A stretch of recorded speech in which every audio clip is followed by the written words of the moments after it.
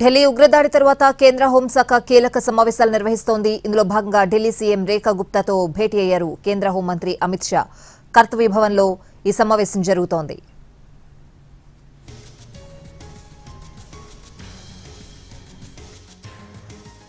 మరోవైపు ఎర్రకోట దగ్గర జరిగిన పేలుడుపై అఖిలపక్షం నిర్వహించాలని కాంగ్రెస్ నేత పవన్ ఖేరా డిమాండ్ చేశారు.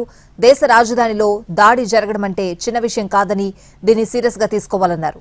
పార్లమెంట్ సమావేశాలను ఏర్పాటు చేసి టెర్రర్ అటాక్ ను ఎలా ఎదుర్కోవాలో చర్చించాలన్నారు. పహల్గాం, ఆపరేషన్ సింధూర్ విషయంలో కూడా ప్రధాని మోడీ అఖిలపక్షంతో చర్చించేందుకు ఇష్టపడలేదని అన్నారు. ఇప్పటికైనా ఆయన అన్ని పార్టీలతో చర్చించాలని అన్నారు.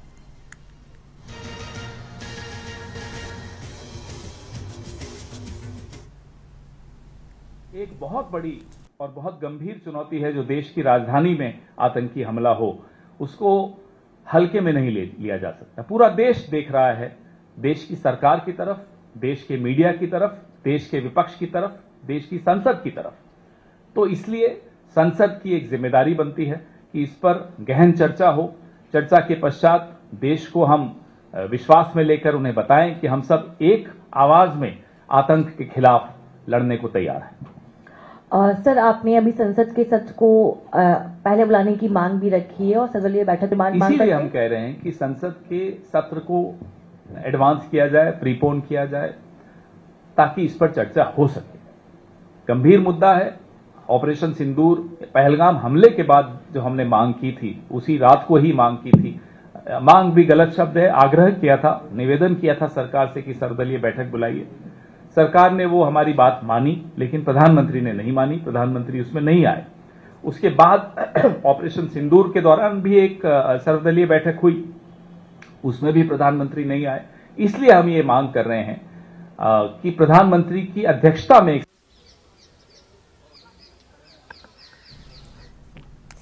ఎర్రకోట దగ్గర పేలుడు జరిగిన ప్రాంతాన్ని ఢిల్లీ పోలీసులు మరోసారి పరిశీలించారు. దర్యాప్తులో భాగంగా మరోసారి ఆ ప్రాంతాన్ని పరిశీలించారు పోలీసులు.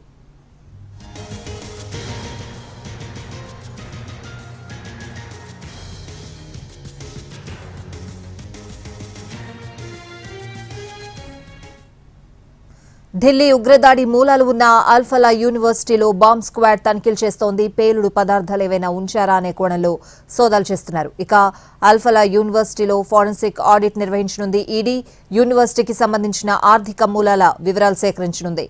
విశ్వవిద్యాలయానికి వచ్చిన నిధులపై దర్యాప్తు చేయనుంది.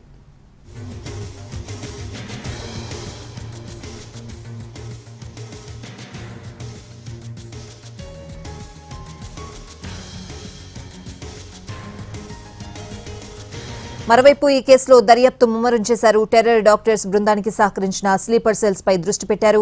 ఉగ్ర డాక్టర్లను సపోర్ట్ చేసిన వారి వివరాలను కూడా ఆరా తీస్తున్నారు. ఇందులో భాగంగా హర్యానాలోని ఓ ఫెర్టిలైజర్ షాప్ పై ఎన్ఐఏ అనుమానం వ్యక్తం చేస్తోంది. ఆ షాప్లకు సంబంధించిన వివరాలను సేకరిస్తోంది.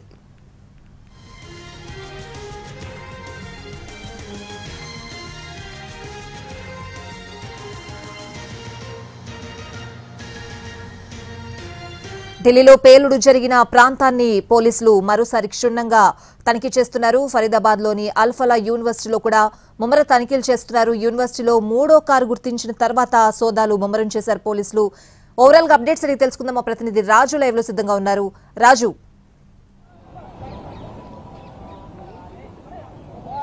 స్వాతి, ఎర్రకోట పేలులకు సంబంధించినటువంటి దర్యాప్తు ముమ్మరంగా కొనసాగుతూనే ఉంది. ఒకవైపు ఢిల్లీలో, మరోవైపు హర్యానాలో ఉన్నటువంటి ఫరీదాబాద్, ఇంకోవైపు జమ్మూ కాశ్మీర్లో, ఈ 3 చోట్ల కూడా పెద్ద ఎత్తున దర్యాప్తు కొనసాగుతుంది. ఇప్పటి వరకు దర్యాప్తు చేసినటువంటి బృందాలకు పలు కీలక విషయాలైతే తెలుస్తూనే ఉన్నాయి. ఏ విధంగానైతే మొదట I-20 కారులో ఉమర్ ఎర్రకోట వద్దకు చేరుకోవడం, ఆ తర్వాత 2 రోజుల క్రితం ఎర్రకోట ముందు ఏ విధంగానైతే పేలుడుకు పాల్పడ్డాడో ఆయనకు సంబంధించినటువంటి లింక్స్ మొత్తం కూడా వెరిఫై చేసుకుంటూ వెళ్తుంటే అల్ఫలా సంబంధించినటువంటి యూనివర్సిటీలోనే దీనికి సంబంధించి కేంద్ర బిందువులు దొరుకుతున్నాయి. ఎందుకంటే అల్ఫలా యూనివర్సిటీలో ఉన్నటువంటి ఆయన రూమ్ ఏదైతే ఉందో, రూమ్ నెంబర్ 13, ఆ 13 ఈ ఉగ్ర కార్యకలాపాలకు కేంద్రంగా ఉపయోగించినట్టుగా తెలుస్తుంది. ఆయన రూమ్లోనే రెగ్యులర్గా ముజ్మిల్, దాంతోపాటు షాహీన్, మరికొంతమంది సమావేశం అయ్యేవాళ్ళు. ఈ పేలుల కుట్రకు సంబంధించి ఎటువంటి ప్రణాళికను సిద్ధం చేశారనేది అందులో అర్థమవుతుంది. వాళ్ళు టార్గెట్ చేసిందల్లా కూడా డిసెంబర్ 6 ఏ విధంగానైతే అటు డిసెంబర్ 6న ఢిల్లీలోనే దీనికి సంబంధించినటువంటి టార్గెట్ చేసినట్టుగా తెలుస్తుంది. దాదాపు 32 కార్లను కొనుగోలు చేసినట్టుగా కూడా కొంత సమాచారం అందుతుంది. అవన్నీ కూడా రిజిస్ట్రేషన్ చేయకుండానే వాళ్ళు తమ దగ్గర పెట్టుకోవాలని ఆలోచించారు. ఆ విధంగానే ఆ కార్లన్నింటినీ కూడా ఎక్కడెక్కడ పెట్టారు ఏంటి అని దాని మీద కూడా ఇప్పటికే దర్యాప్తు బృందాలు ఫోకస్ చేస్తున్నాయి. మొదట ఎప్పుడైతే i20 కారుతో పాటు ఈకోస్పోర్ట్ కారు, దాంతోపాటు బ్రీజా కారు కూడా ఇప్పటికే పోలీసులు స్వాధీనం చేసుకున్నారు. ఈ కార్లలోనే ఈ పేలుడు పదార్థాలను మొత్తం కూడా వాళ్ళు షిఫ్ట్ చేసుకుని ఒక ఇంట్లో డంప్ చేశారు. దానికి సంబంధించి కూడా పూర్తిగా ఆధారాలు సేకరిస్తున్నారు. అయితే ఈ కెమికల్స్ అన్నిటిని కూడా ఎక్కడి నుంచి తీసుకొచ్చారు ఏంటి అనే దాని మీద కూడా ఫోకస్ పెట్టారు. ముఖ్యంగా యూనివర్సిటీలో ఉన్నటువంటి ల్యాబ్ నుంచి కొన్ని కెమికల్స్ దొంగిలించినట్టుగా తెలుస్తుంది. దాంతోపాటు స్థానికంగా ఉన్నటువంటి ఎరువుల షాప్ నుంచి కూడా కొన్ని కొనుగోలు చేసినట్టుగా స్పష్టంగా తెలుస్తుంది. అయితే వీళ్ళందరికీ కూడా పూర్తిగా ఎవరైతే సహకరించింది మొత్తం కొంత టర్కీ లింక్గా తెలుస్తుంది. అంటే టర్కీ నుంచి ఆపరేట్ చేసినట్టుగా కూడా అర్థమవుతుంది. అక్కడ ఉన్నటువంటి ఉకాసా అంటే స్పైడర్ అని అంటారు అరబిక్ భాషలో, ఉకాసా దాన్ని అంటారు.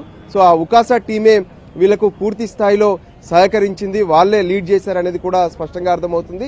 దీని వెనక జైషే మహమ్మద్ కుట్ర ఉందనే విషయాన్ని కూడా ఇప్పటికే దర్యాప్తు సంస్థలు వాళ్ళ దర్యాప్తులో స్పష్టంగా తెలుస్తుంది. అయితే ఒకవైపు ఉగ్రమూలాలను మొత్తం కూడా కనిపెడుతూ మళ్ళీ ఇంకా ఎక్కడైనా ఈ పేలుడు పదార్థాలను దాచిపెట్టారా, కార్లలో ఉన్నాయా లేదంటే యూనివర్సిటీలో ఏమైనా ఉన్నాయనే దాని మీద కూడా ఫోకస్ పెట్టారు. యూనివర్సిటీని మొత్తం కూడా జల్లెడ పడుతున్నారు. ఎందుకంటే ఇప్పుడు ఉన్నటువంటి ఈ ఉమర్ నబీతో పాటు ముజ్మిల్, దాంతో పాటు షాహీన్, ఈ ముగ్గురు కూడా యూనివర్సిటీలోనే ఉన్నారు, అల్ఫాలా యూనివర్సిటీలో. సో అందుకోసమే అక్కడే యూనివర్సిటీ పైన ఫోకస్ పెట్టడంతో పాటు మరోవైపు ఎర్రకోట వద్ద కూడా ఇంకా దర్యాప్తు కొనసాగుతూనే ఉంది. ఈ రోజు ఒక చేయి ఏదైతే చేయి ఉంటుందో ఆ తెగిపడినటువంటి చేయి దాదాపు 100 మీటర్ల దూరంలో లభ్యమైంది. ఒక షాప్ పైన ఆ చేయి కనిపించింది. దాన్ని ఫోరెన్సిక్ టీమ్స్ స్వాధీనం చేసుకుని DNA పరీక్షలు కూడా నిర్వహిస్తున్నారు. మరోవైపు ఉమర్ నబీ ఏ విధంగానైతే కారులో పేలిపోయినప్పుడు ఆయన శరీరం మొత్తం ముక్కలు ముక్కలుగా అయింది. సో దాంతో ఆయన కుటుంబ సభ్యుల నుంచి DNAను సేకరించి ఆ రెండింటిని సరిచూస్తున్నట్టుగా తెలుస్తుంది. ప్రాథమికంగా అది ఉమర్ నబీయే అనేది ఇప్పటికే నిర్ధారణ అయినట్లుగా కూడా మనకు సమాచారం అందుతుంది. సో ఓవరాల్ గా దేశవ్యాప్తంగా కూడా ఇటువంటి మూలాలు ఇంకెక్కడైనా ఉన్నాయా? ఈ మధ్య మనం చూసాము హైదరాబాద్ లో ఒక సయ్యద్ మొహినుద్దీన్ కూడా అరెస్ట్ చేశారు. అతను రిజిన్ అనేటువంటి ఒక కెమికల్ ను తయారు చేసి సామూహికంగా ఏ విధంగానైతే చంపాలనేటువంటి ప్రయత్నం కూడా చేశారు. సో ఇటువంటి లింకులన్నిటిపైన కూడా అటు NIA దృష్టి సారించింది. దానికి అనుగుణంగానే ఢిల్లీ పోలీసులు, హర్యానా పోలీసులు, మరోవైపు జమ్మూ కాశ్మీర్ పోలీసులతో పాటు దేశవ్యాప్తంగా ఉన్నటువంటి అన్ని రాష్ట్రాలకు కూడా ఆదేశాలు జారీ చేశారు. అంటే ఎక్కడైనా ఏమాత్రం అనుమానాస్పదంగా ఉండేటటువంటి వ్యక్తులు గాని ఆ కదలికలు గాని కనిపిస్తే వెంటనే వాళ్ళను అదుపులోకి తీసుకొని అరెస్ట్ చేయాలి, అవసరమైతే వాళ్ళ ఇళ్లను కూడా తనిఖీలు చేయాలనేటువంటి ఆదేశాలు జారీ చేశారు. దానికి అనుగుణంగానే ఈ ఎర్రకోట పేలుళ్ల ఘటనకు సంబంధించి కీలకంగా దర్యాప్తు అయితే ముందుకు వెళ్తూనే ఉంది. కొద్దిసేపటి క్రితమే ఢిల్లీ ముఖ్యమంత్రి రేఖా గుప్తా కేంద్ర హోంశాఖ మంత్రి అమిత్ షాతో సమావేశమయ్యారు. ఢిల్లీలో ప్రస్తుతం ఉన్నటువంటి పరిస్థితులు, ప్రజలు ఏ విధంగా పానిక్ అవుతున్నారనే దాని మీద కూడా ప్రధానంగా చర్చిస్తున్నట్టుగా తెలుస్తుంది. వాస్తవానికి దేశ రాజధాని ఢిల్లీకి సంబంధించినటువంటి భద్రత మొత్తం కూడా కేంద్ర హోంశాఖ పరిధిలోనే ఉంటుంది. అయినప్పటికీ కూడా ఇక్కడ ఉన్నటువంటి పరిస్థితులు అంతేకాదు, ఉదయం మనం చూసాము ఒక బస్సు టైర్ పేలడంతో అది బాంబ్ అని చెప్పి భయపడ్డటువంటి పరిస్థితి కూడా కనిపిస్తుంది. రోడ్లపై ఉన్నటువంటి కార్లు కావచ్చు, పైగా ఢిల్లీలో ఈ కార్ల అమ్మకాలకు సంబంధించినటువంటి షాప్స్ కానీ ఈ పార్కులు కానీ ఎక్కువగా ఉంటాయి. సో వాటిపైన కూడా ఫోకస్ పెట్టబోతున్నారు. ఆ కార్ అమ్ముతున్నప్పటి క్రమంలో ఖచ్చితంగా ఆ కారు కొంటుంది ఎవరు, దాన్ని ట్రాన్స్ఫర్ చేశారా లేదా అనేటువంటి డీటెయిల్స్ ని కూడా సేకరిస్తున్నటువంటి పరిస్థితి కనిపిస్తుంది. మరోవైపు ఢిల్లీ వ్యాప్తంగా ఉన్నటువంటి సీసీ కెమెరాల ఫుటేజ్ ను కూడా పూర్తి స్థాయిలో టెక్నికల్ టీమ్స్ పరిశీలిస్తున్నారు. అందులో ఉన్నటువంటి అనుమానితులకు సంబంధించినటువంటి వీడియోలను, ఆ ఫోటోలను కూడా అన్ని పోలీస్ స్టేషన్లకు పంపి వాళ్ళని వెరిఫై చేపిస్తున్నటువంటి పరిస్థితి కనిపిస్తుంది. అలాగే రాజు, రాజకీయ పక్షాలు కూడా ఒక అఖిలపక్ష సమావేశాన్ని ఏర్పాటు చేసి ఈ ఉగ్రదాడిపై ఒక కీలకమైన నిర్ణయం అయితే తీసుకోవాలని చెప్పి పట్టుబడుతున్న పరిస్థితులు కూడా కనిపిస్తున్నాయి. సో ఆ దిశగా కేంద్ర ప్రభుత్వం ఎలాంటి చర్యలు తీసుకునే అవకాశం కనిపిస్తోంది? ఎస్, ఇప్పటి వరకైతే ఒక రకంగా అంటే ఎప్పుడైతే ఢిల్లీలో ఉన్నటువంటి ఎర్రకోట ముందు పేలుడు జరిగిందో ఆ తర్వాత వెంటనే ప్రధానమంత్రి కేంద్ర హోంశాఖ మంత్రులు ఎప్పటికప్పుడు మాట్లాడుకుంటూనే ఉన్నారు. నిన్న భద్రతా మండలి సమావేశం కూడా జరిగింది. అందులో కూడా కొన్ని కీలక నిర్ణయాలు తీసుకున్నట్టుగా తెలుస్తుంది. ఉగ్ర మూలాలను ఎలా దేశంలోంచి పెకిలించాలి అంటే వివిధ నెట్వర్క్ల ద్వారా వాళ్ళు ఉపయోగించుకునేటువంటి దాన్ని గతంలోనే ఫోకస్ పెట్టారు. ఎప్పుడైతే ఆపరేషన్ సింధూర్ నిర్వహించారో ఆ తర్వాత అటు మెయిల్స్ కానీ లేదంటే సోషల్ మీడియా పైన ఫోకస్ పెడుతూ ఒక్కొక్కరిగా కొంతమందిని అయితే అరెస్ట్ చేసినటువంటి పరిస్థితులు ఉన్నాయి. సో అలాంటివి జరగాలని చెప్పి ఇప్పటికే కేంద్రం కీలకంగా నిర్ణయం తీసుకున్నట్టుగా తెలుస్తుంది. మరోవైపు ప్రతిపక్షాలు చేసినటువంటి డిమాండ్ను కూడా కేంద్ర ప్రభుత్వం పరిశీలిస్తుంది. ఏ విధంగానైతే గతంలో అంటే పహల్గామ్లో జమ్మూ కాశ్మీర్ పహల్గామ్లో జరిగినటువంటి దాడి తర్వాత ఒక ప్రత్యేకంగా అఖిలపక్ష సమావేశం నిర్వహించడమే కాదు అందులో జరిగినటువంటి పరిణామాలన్నింటినీ కూడా చెప్పడం జరిగింది. సో అటువంటి సమావేశాన్ని మళ్ళీ కూడా నిర్వహించే అవకాశం కనిపిస్తుంది.